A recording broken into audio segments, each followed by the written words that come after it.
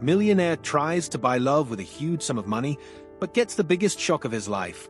What happens when a man with everything, money, power, fame, tries to buy something that can't be bought? What if he's been playing a game for years, thinking that love, loyalty, and control are just things to be won? But what if, this time, the stakes are higher than he could have ever imagined? In today's story, we dive into the twisted journey of a millionaire who believes that with his vast wealth, he can win over anyone, especially love. But when he meets a woman who challenges everything he knows about power and desire, his entire world is turned upside down. He offers her the most tempting deal, a sum of money so large it could change her life forever. What starts as an innocent wager turns into a dangerous game, where emotions, power, and trust collide, and the line between love and manipulation blurs. The millionaire, so confident in his ability to control the situation, is blindsided when he realizes that the game they are playing isn't just about money, it's about control of the soul. The woman he thought he could buy is far more powerful than he ever anticipated. But the ultimate twist? She's playing him on a scale he can't even comprehend. And in the end, the only thing he's left with is the shocking realization that love isn't something that can be bought. It's something that either connects or destroys. As the city lights blink beneath the towering skyscraper, the weight of the night presses in.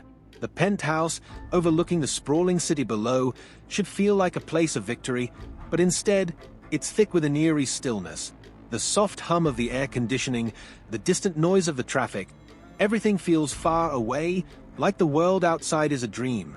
Inside, he stands by the window, his back turned to the woman sitting behind him at the glass table. The room is dimly lit, the shadows playing tricks with the edges of his mind. The faint sound of his breathing is the only thing that cuts through the silence, and even that feels strained, as if something is about to break. His hand shakes slightly as he reaches for the glass of wine. He has never felt this uncertain before, never felt this vulnerable. He's the one with the power, the wealth, the influence. Yet tonight, it's all slipping away. There's a gnawing feeling in his chest, a discomfort he can't shake, as if he's about to make a decision that will cost him everything. She watches him quietly, her presence in the room almost too calm, too collected. Her eyes, cold and calculating, follow every move he makes. Her face is emotionless, yet there's something in her gaze that makes him uneasy. It's as if she's already won, and he's just too blind to realize it. What he doesn't know is that his wealth, his power, his confidence, all of it, is meaningless in her world. She's not impressed by his money or his charm. She's here for something entirely different. The stakes couldn't be higher, and neither of them is willing to back down. But what if the game they are playing isn't just about money?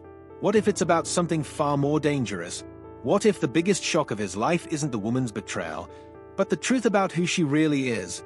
Let's dive into the story and see how one man's attempt to buy love leads to the unraveling of everything he thought he knew. How far would you go for love? Would you risk everything you have, your heart, your soul, your sanity? And what happens when you discover that love isn't something that can be bought? It's something that either consumes or sets you free. Stay with us, because this story will make you question everything. The penthouse is quiet, save for the distant hum of the city far below. Through the large windows, the glittering lights of the skyline flicker in rhythmic patterns, an endless sea of light stretching across the horizon. But inside, the room is anything but peaceful. It is as though the weight of the world is pressing down on every surface, every inch of the space. The polished marble floors reflect the dim light from the chandelier above, casting sharp shadows that only add to the feeling of isolation. There's an oppressive stillness in the air, as if the room is holding its breath, waiting for something to break. The air feels thick, heavy, charged with an energy that neither of them can fully control. The silence between them is deafening. He stands by the window, his hands clasped behind his back, staring out at the city. Every so often, he glances at her, seated across the room at the large glass table, completely absorbed in whatever she's doing. Her stillness is unnerving. She's so calm, so composed, it's as though the world around her doesn't matter, like the tension doesn't touch her at all.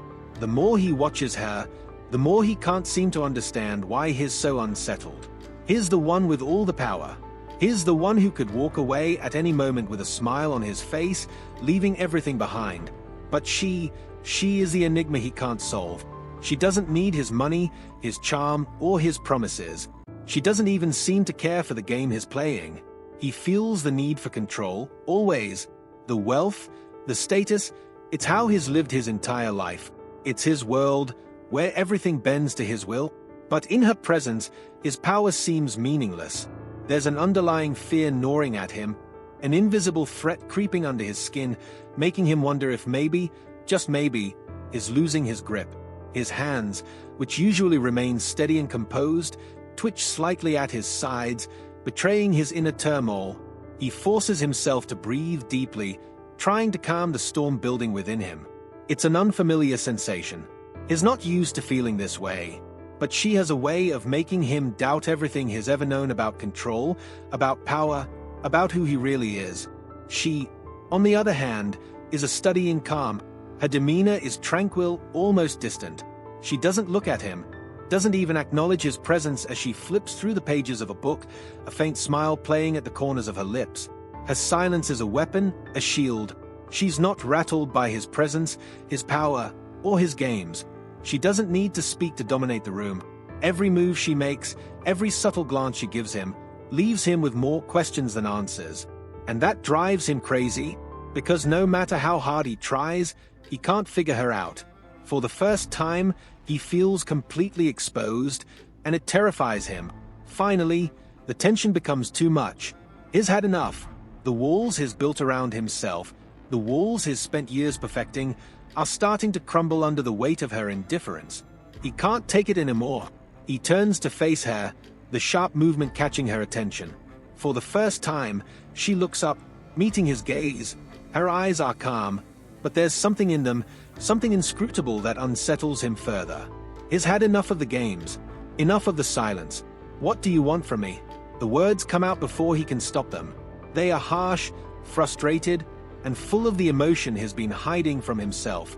He's never been one to plead, never been one to show vulnerability. But in this moment, he can't help himself. There's a desperation in his voice that surprises even him. For a long moment, she says nothing, simply holding his gaze with an unreadable expression. It's almost like she's waiting for him to crack, to admit to something he doesn't even fully understand yet. Her eyes, those cold, calculating eyes, seem to pierce right through him. The stillness between them stretches, and the longer it lasts, the more fragile he feels. When she finally speaks, it's with a calm that cuts through him like a knife. "I don't want anything from you," she says, her voice soft but laced with an underlying edge. "You're the one who's lost everything." Her words hit him like a thunderclap. It's not what he expected. He wanted answers. He wanted control over the situation. But instead, she's turned the tables on him in the most subtle yet devastating way. He stands there, frozen, the weight of her words sinking in. What does she mean? Lost everything. He still has everything, doesn't he? The money, the power, the house, the car, the life that everyone envies. What is she talking about? His mind races, trying to piece together what she's saying, but it doesn't make sense. The more he tries to grasp the meaning behind her words, the further it slips from his understanding. And that, more than anything, unsettles him. As the silence lingers, the tension in the room grows unbearable. The conversation has shifted. No longer is this just a game of attraction, of power, of money. Now, it's something far more dangerous. He's no longer in control. She's flipped the entire dynamic on its head, and he's left grappling for something to hold on to. His mind is spinning. He knows something has changed, something deep, something irreversible. But what is it? What does she mean? Her calmness, her indifference, is like a force of nature, pushing him into deeper confusion, deeper desperation. The man who always had the answers, the man who always had the power, now feels completely powerless. And as he stands there, wondering what the hell is happening, she doesn't move, doesn't react. She simply waits, her eyes never leaving his, as though daring him to figure it out. But the truth? It's becoming painfully clear. The stakes are no longer about money, no longer about control. It's something far more personal, far more devastating. This scene sets up the central conflict of the story, the millionaire's misguided belief that he can buy anything, including love, and the woman's power to dismantle his sense of control. The stakes are elevated, and the emotional tension between the characters intensifies, propelling the narrative into deeper, more complex territory. Scene 2: Escalation of conflict. As the days pass, the pressure begins to build. Every moment, every encounter between them is charged with an undercurrent of tension he can't seem to shake. He's spent his life using his wealth, charm, and influence to bend the world to his will. But with her, nothing works the way he expects. It's as though she's immune to the power he wields so easily over others. His frustration is mounting. He tries to force her into submission with grand gestures, lavish gifts, and promises of an indulgent future. But it only pushes her further away. She doesn't care about his money or his status. Every attempt to win her over feels like a failure, a reminder that he is not as invincible as he once believed. He watches her with growing irritation, wondering what it is that keeps her so distant, so elusive. She doesn't need him. She doesn't want him. The wealth, the luxury, it's meaningless to her, and that thought gnaws at him. Every conversation with her, every silence, only makes him question everything he's built his life on. His power is slipping through his fingers like sand in the wind, and he can't do anything to stop it. The unease grows each day, and it's beginning to eat away at his self-confidence. He's not used to this. He's always been the one in control. But with her, he feels like he's losing himself. His grip on the situation is slipping, and the harder he tries to fix it, the worse it gets. He begins to wonder if he's even capable of winning her over, or if this is a game he's doomed to lose. Key conflict interaction. The breaking point comes one evening when he's sitting across from her, trying once again to make his case. The grand gestures haven't worked, but maybe, just maybe, a more direct approach will get through to her. "I don't understand," he says, his voice laced with frustration. "I've given you everything. What else do you want from me?" She looks up from the book she's been reading, her eyes narrowing slightly, as though she's been waiting for him to ask the question. A flicker of amusement plays at the corner of her lips, but it's not a smile, it's more of a challenge. "You think you know everything about me," she challenges, her voice dripping with sarcasm. "You have no idea who I really am." Her words are like a slap in the face. He's stunned for a moment, the harshness of her tone catching him off guard. But the sting of it quickly fades, replaced by a simmering anger. He stands, slamming his hand against the table. "What the hell does that mean?" he demands, his voice rising. "I've given you everything. Money, power, freedom. What more do you need?" She stands too, her calmness only fueling his rage. "You think your money can buy everything. You think it can fix everything. But you're wrong. You don't know the first thing about me, and you never will." The words hit him like a punch to the gut. He's used to people praising his wealth, his influence. He's used to people wanting something from him. But her, she's different, and that difference drives him to the edge. She's mocking him now, questioning everything he's built, and it drives him mad. "You think you're some kind of god, don't you?" she spits, her voice sharp. "But you're just a man.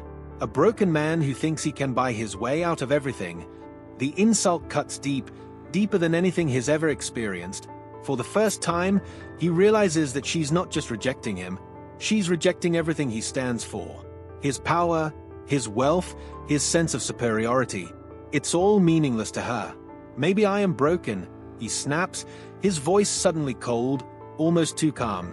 "But I can fix myself, and I can fix you, too. You don't have to be this way. Let me help you." Her laugh is sharp and bitter. "Help me? You don't even understand what I need.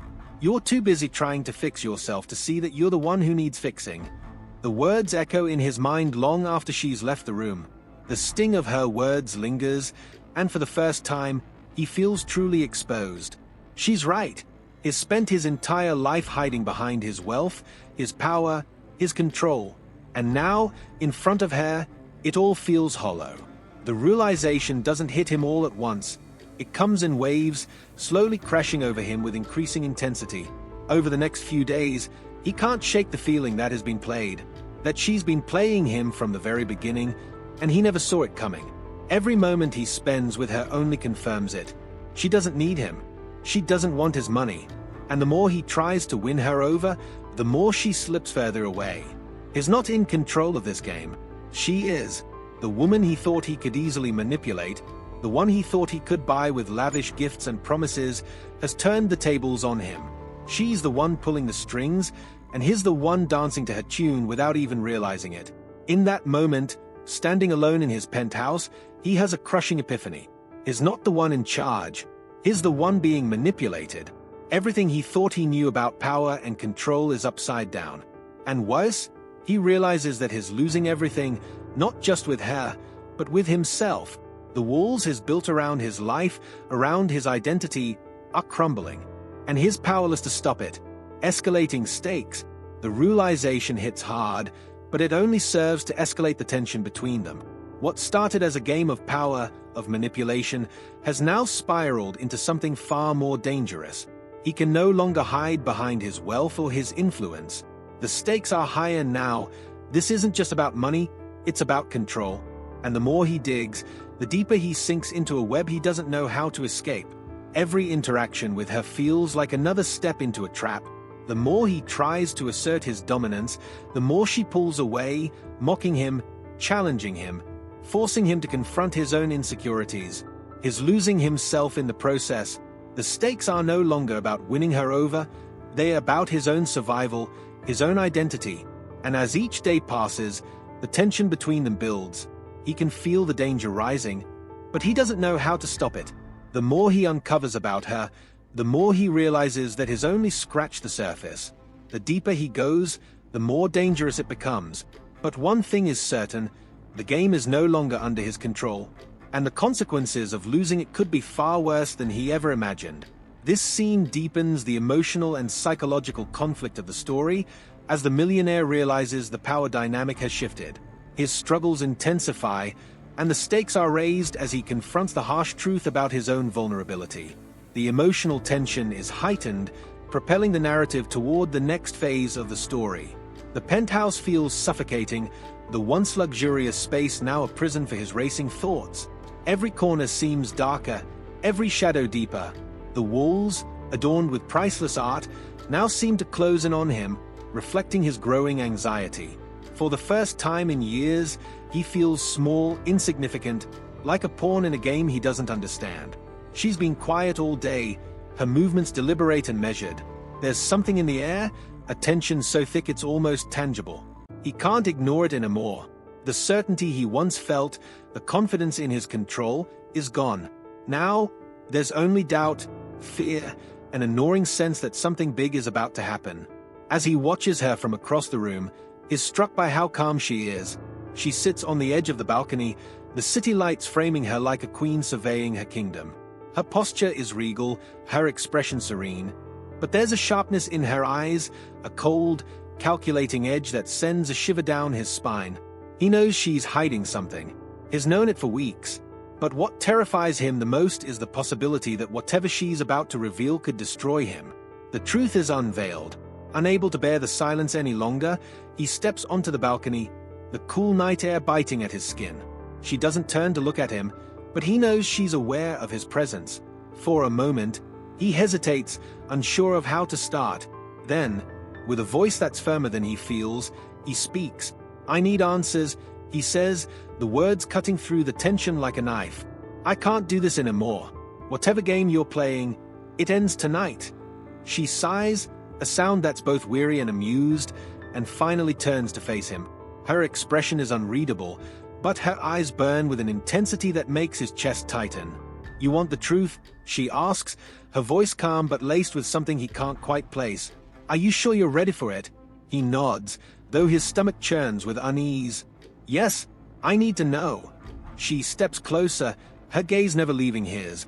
For a moment, he thinks she's going to reach out to him, but then she crosses her arms, creating a barrier between them. "You think this is about a bet?" she begins, her voice low and steady. "You think I'm just some woman you can play with, some prize you can win, but you've underestimated me." He frowns, confusion flickering across his face. "What are you talking about?" She lets out a bitter laugh, shaking her head. "Do you remember the name Richards?" His heart skips a beat. The name stirs something in his memory, but he can't quite place it. "Richards," he repeats, his voice hesitant. "What does that have to do with anything?" "Everything," she snaps, her voice sharp and cutting. My father was James Richards. He owned a small company, a company you destroyed. The words hit him like a freight train. His mind races, trying to connect the dots. James Richards, the name resurfaces, buried under years of deals, contracts, and ruthless business decisions. He remembers now a small company struggling to survive, swallowed up by his empire without a second thought. Her voice shakes as she continues, her calm facade cracking. You didn't just take his company. You took his life. He lost everything because of you, his business, his dignity, his will to live. And when he couldn't take it anymore, he ended his life. He feels the ground shift beneath him, the weight of her words pressing down on his chest like a crushing wave. I didn't know, he stammers, his voice barely above a whisper. Of course you didn't, she snaps, her eyes blazing with anger and pain. People like you never care about the lives you destroy. You only see numbers, profits, victories. But for us, it was everything. He stumbles back, his legs weak, and leans against the balcony railing for support. His mind is a whirlwind of memories and emotions, guilt, regret, disbelief. He wants to defend himself, to say that it wasn't personal, that he was just doing business. But the words die in his throat. How could he justify something so cruel? Her tears glisten in the city lights, but her voice remains steady. You think you're the victim here, she says, her tone biting. You've spent your life destroying others, and now you can't even face the consequences. He feels exposed, stripped of the armor he's spent years building. For the first time, he's forced to confront the reality of his actions, the lives he's ruined, the pain he's caused. And it's unbearable. I'm sorry, he chokes out, his voice breaking. I didn't know. I didn't mean to. Sorry, she interrupts, her laugh cold and hollow. Sorry doesn't bring my father back. Sorry doesn't erase the years of pain and struggle you put my family through. He wants to say more, to explain, to beg for forgiveness. But he knows it's too late. The damage is done. Impact on the relationship. The air between them is heavy with unspoken words, the tension almost suffocating. Everything between them has changed in an instant. The power dynamic has shifted completely. She's no longer the vulnerable woman he thought he could control. She's the one holding all the power now, and he's at her mercy. You've always seen people as pawns, she says, her voice softer now but no less intense. But this time, you're the pawn, and I've been playing you from the start. Her words are a knife to his heart, each one cutting deeper than the last. He thought he was in control, thought he was the one orchestrating the game. But she's been 10 steps ahead of him all along. I approached you on purpose, she continues, her gaze unwavering. I accepted your bet because I wanted you to feel what it's like to lose, to be powerless, to suffer. He can't meet her eyes, the shame too overwhelming. And what now? He asks, his voice barely audible. What happens now?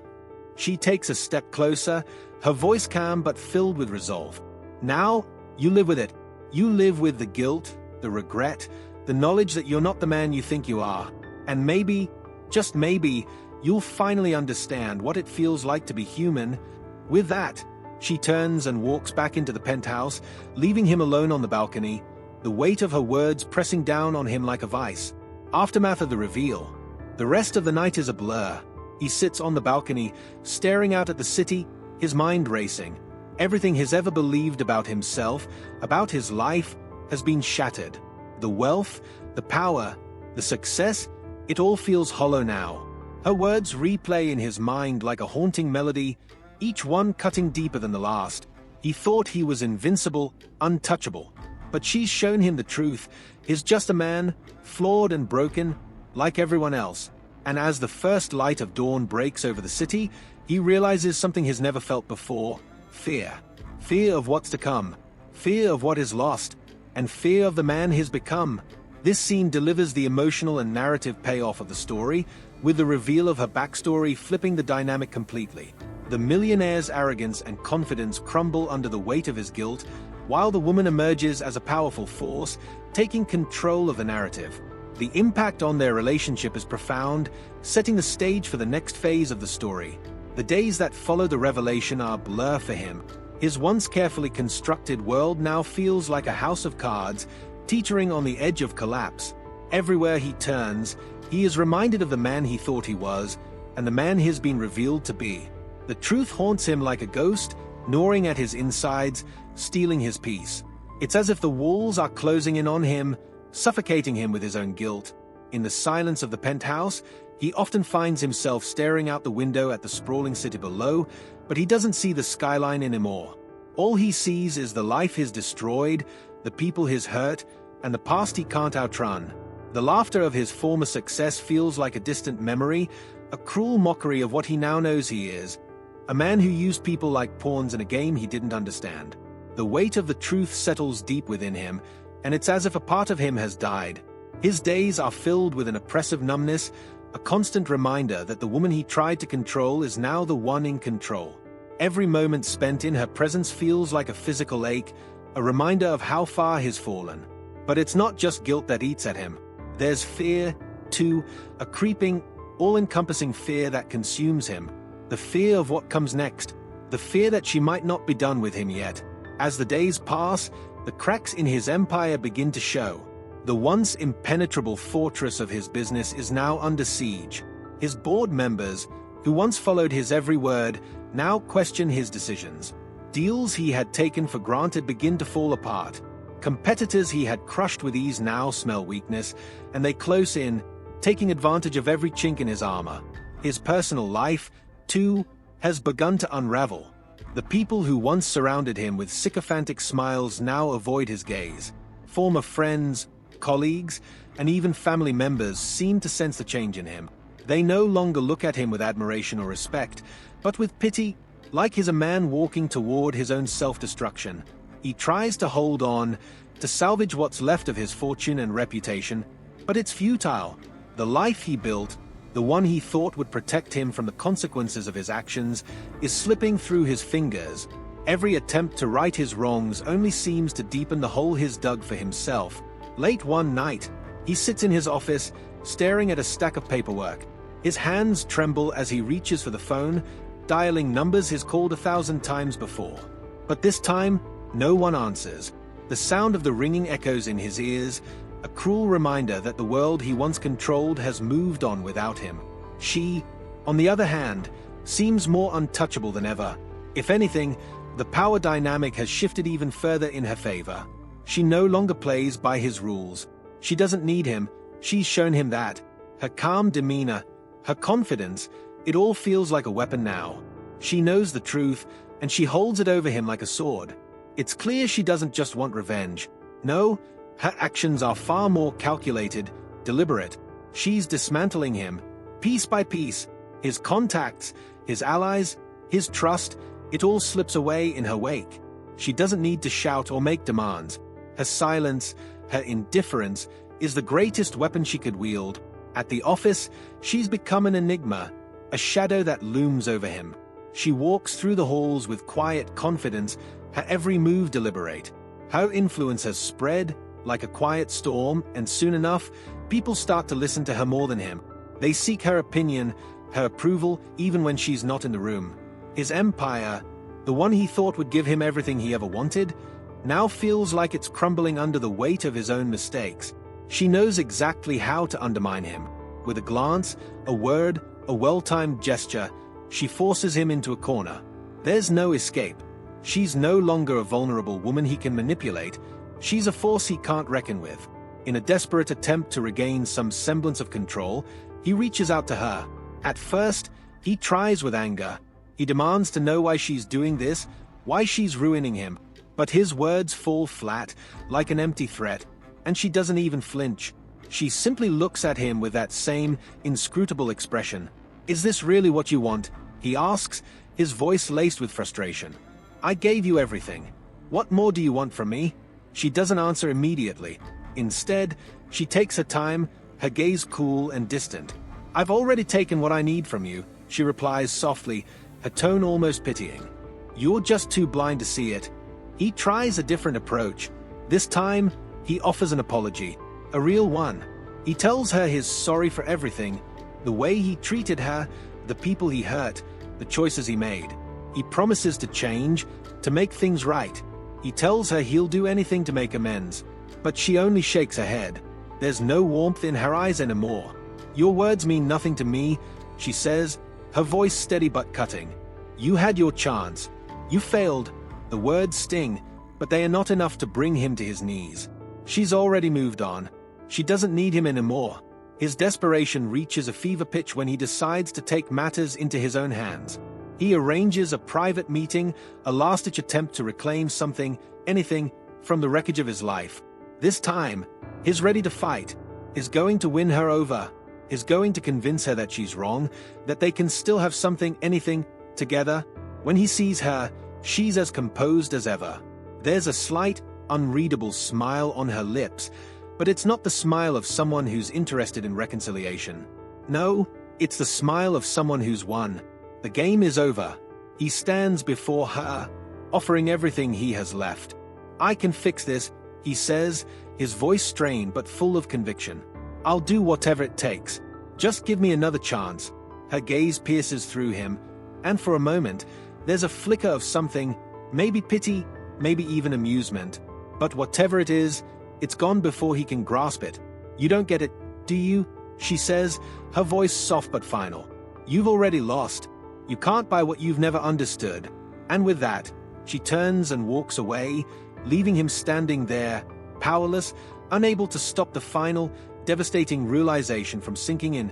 He's lost everything. The man, once a king in his own world, is now nothing more than a broken shell of who he used to be. The empire he built is no more than a memory, his reputation in tatters, and his future uncertain.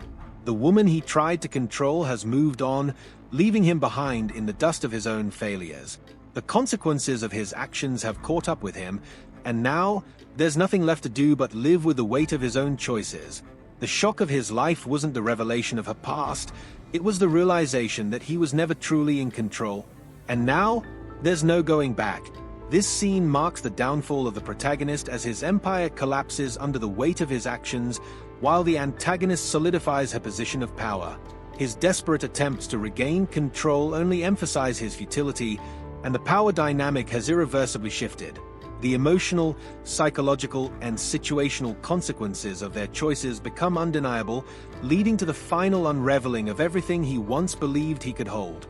The air feels heavier now, suffocating, as if the world itself is holding its breath. The man stands in the grand, empty hallway of his penthouse, staring at the door that separates him from her. This is it, the moment that will decide everything. He's walked this path of destruction for so long, and now, at the end of it, he has nowhere to turn. The money, the power, the influence, all of it has failed him. It didn't protect him. It didn't give him what he wanted. It didn't buy her love or trust. And now, standing on the edge of ruin, he knows there's no escape from the consequences of his actions. He knocks once, twice, his heart thumping in his chest. The sound of footsteps echoes from behind the door, deliberate, measured. When it finally opens, she stands there, as calm and composed as ever. It's as if nothing has changed, as if this moment isn't the culmination of everything that's transpired. His breath catches in his throat.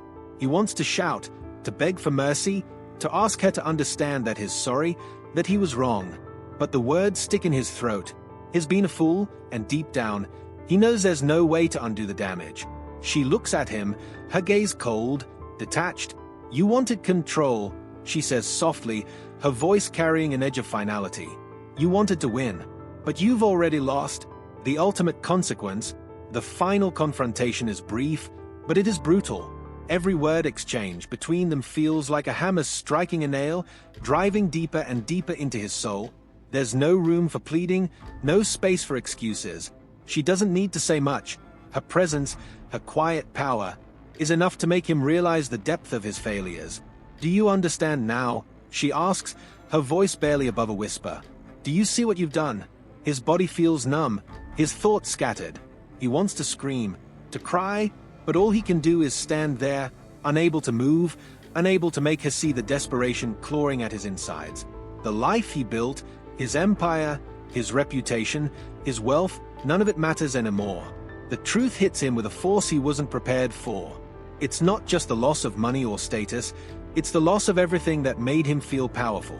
His pride, his arrogance, the way he thought he could manipulate the world, all of it has crumbled away. What remains is a man who no longer recognizes himself, a man who has lost his identity, his purpose, and, most painfully, the woman he tried to control. Her eyes pierce through him, and for a moment, he sees something he hasn't seen in a long time, pity, but it's not the kind of pity that makes him feel better.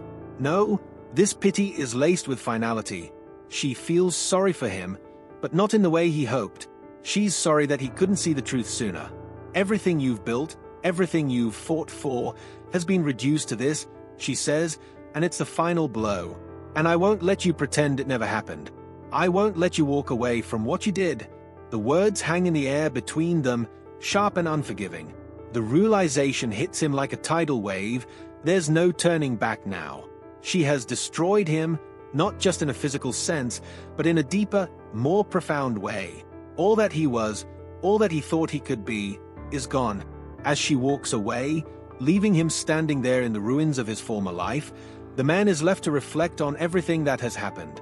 It's not a sudden realization, rather, it's a slow, suffocating understanding that washes over him like cold water. He thinks back to the early days, when he first met her, when he was sure that money could solve everything.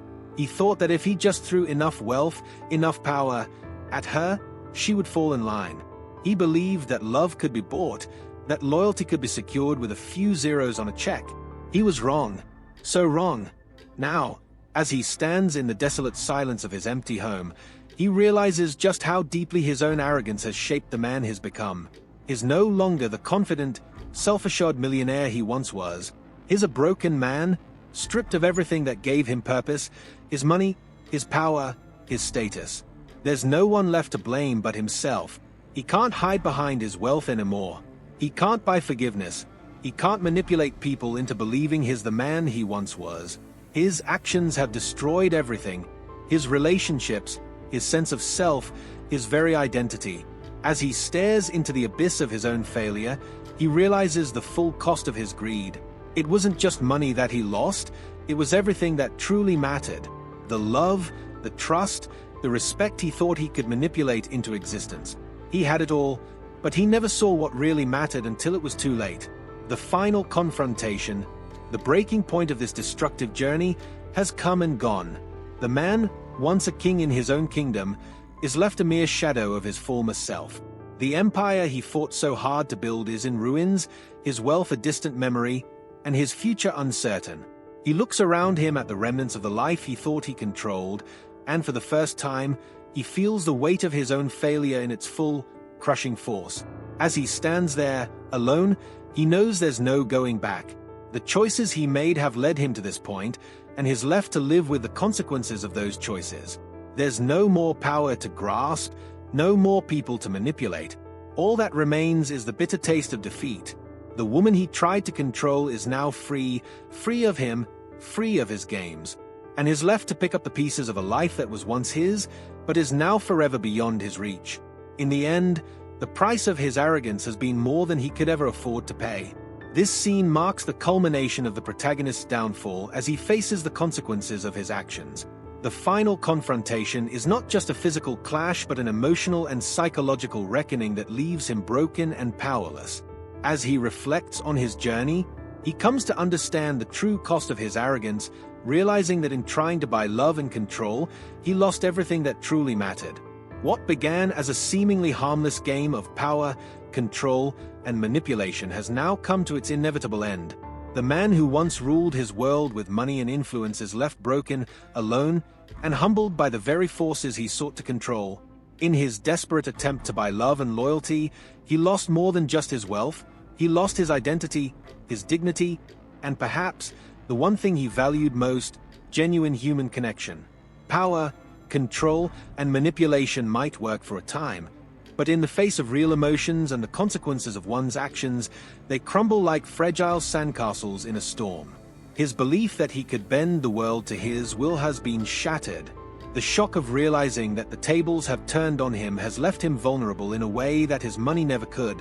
Now, standing amidst the ruins of his former life, he's forced to ask himself, will he ever recover? Can someone like him ever find redemption? Or has the damage been done beyond repair? The The lesson here is clear: no amount of wealth or power can substitute for true love and respect.